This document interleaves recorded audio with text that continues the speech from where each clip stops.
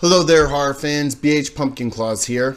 Now, epic battles are a major fascination in culture, especially in movies. For years, horror fans have hailed to see the ultimate battle between Jason and Freddy to finally decide who would be the king of slashers.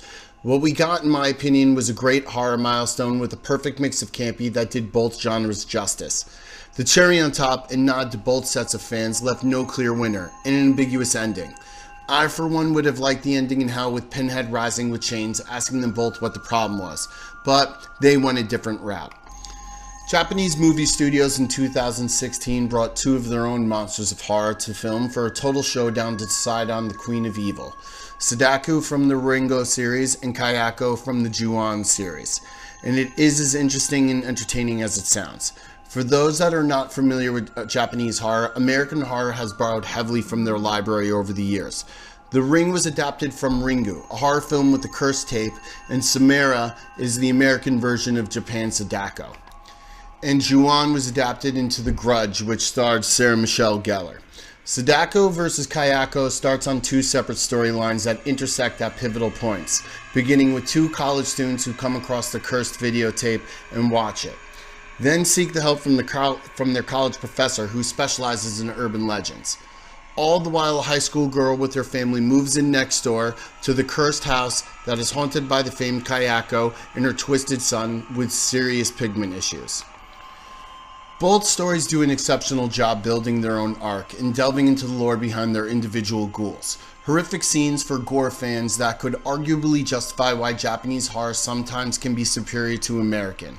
They all come together when a powerful medium, who I suppose is the Japanese version of Constantine, in all honesty, much better at it, comes up with a brilliant plan that if the girls are cursed by both entities, the competing curses will force the spirits into a final confrontation, thus negating them both. I know, that sounds cheesy and utterly campy, which ultimately could have been the direction taken, not dissimilar to Jason vs. Freddy, which made the campy work. But Sodako vs. Kayako in some sense takes itself seriously, propping up the horror aspect, which made it that much more entertaining. I got a feel that I was enjoying a truly dark horror film with terrifying death scenes and blood. Not once does it play on itself and go into a satire, and I appreciated that. Maybe why I enjoyed it more than first expected. If you were anticipating an epic battle with these monsters throwing blows, then you will be disappointed. There is a final conflict, but they don't just get up and throw each other through windows or one-liners that could be turned into memes. The showdown creates an interesting turn at the end. Does evil ultimately destroy evil, or will their curse combine to unleash a more horrid legion upon the world? I have to admit that as a self-professed horror connoisseur, I at first was embarrassed I never even knew this movie existed, but glad that I now have it a part of my own repertoire. Overall, I give Sodako vs. Kayako 4.5 claws. I hope the American horror studios take note of how to do a well-placed versus movie.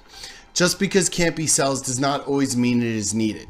Maybe this should have been released in theaters instead of the poorly done planned ranks. Or in 2018, when New Line finally gets the rights back to Jason, they will utilize the serious aspects as a blueprint to Jason vs. Michael. We could only hope. Please like, comment, and subscribe for future content, and stay scared.